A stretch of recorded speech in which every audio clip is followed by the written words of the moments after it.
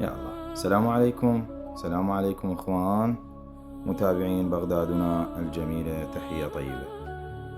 اخوان، مثل ما تعرفون انتقل صندوق الاسكان قسم الكرخ الى شركة سويتش للخدمات المالية، وهي موجودة حاليا مقابل مجمع الايادي السكني. اخوان، هاي خريطة حتى الناس يجون هنا التقاطع الرواد اللي هي مجاور مركز التدريب والتطوير. اخوان، هاي خريطة توضيحية جيدة وراح ننشرها لكم، ويا رب على امل ان تنال رضاكم. نبدي من هنا اخوان. مثل ما تشوفون هذا تقاطع الرواد، مطعم علي باريس، وهذا مركز التدريب والتطوير اللي هو صندوق الإسكان قسم الكرخ.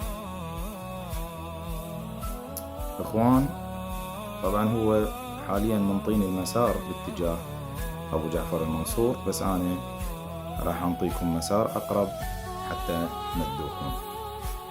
اخوان، نتوجه شارع المنصور. هذا هو شارع المنصور. يجيك التقاطع مال شارع الاميرات، تتركه، تستمر بالتقدم. هنا صار على يسارك جامع الرحمن الكبير اللي هو الهيكل. تستمر بالتقدم، تستمر بالتقدم، يجيك هذا التقاطع اللي هو مال مصرف الرافدين ونادي الصيد، كذلك تتركه، تستمر بالتقدم، وانت تستمر بالتقدم باتجاه مطعم الساعة او تقاطع 14 رمضان. هنا تتجه الى اليسار، تاخذ يسرك، تمشي يسار يسار يسار يسار، تبقى تمشي يسار وصولا إلى تقاطع سيد الحليب. هذا سيد الحليب. تبدي إلى أن توصل تقاطع سيد الحليب اللي هو هذا هو التقاطع مال سيد الحليب. مثل ما تشوفون هنا تتوجه إلى شارع الأردن، تاخذ يمين باتجاه اليمين. هنا هذا جامع المأمون، راح تشوفه على يدك اليمين. تستمر، عفوا بس خلينا نشغل البيانات حتى لأنه ما أعرف النت راح. تستمر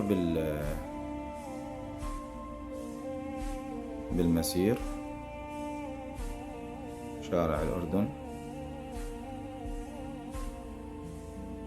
وأنت تمشي على شارع الأردن.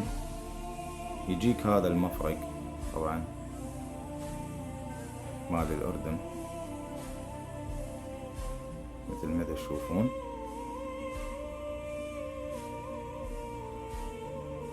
هذا هنا ماكس مول على ايدك اليمين، تتركه،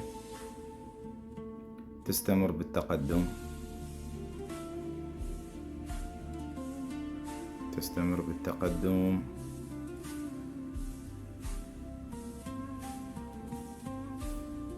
يجيك شارع الداخلية، تتركه، وانت تمشي على شارع الأردن وصولا إلى نفق الشرطة. هذا هو نفق الشرطة مثل ما تشوفون. اخوان، تبقى فوق، تبقى فوق، لا يمين ولا يسار. تعبر نفق الشرطة، تعبر نفق الشرطة. هنا راح نبدي نوصل شركة سويتش اللي هي مسؤولة عن أقساط صندوق الإسكان قسم الكرخ.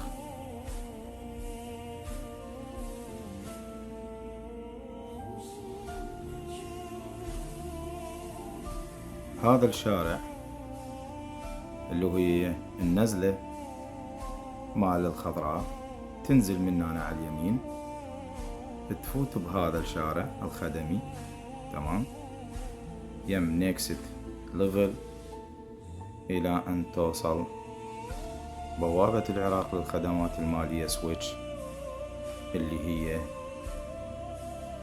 صندوق الإسكان يسدد فيها. هنا يا رب كنا قد شرحنا الشرح المطلوب والواسع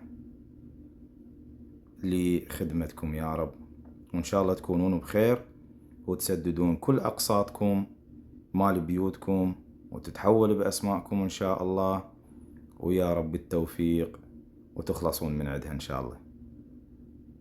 تحياتي للجميع.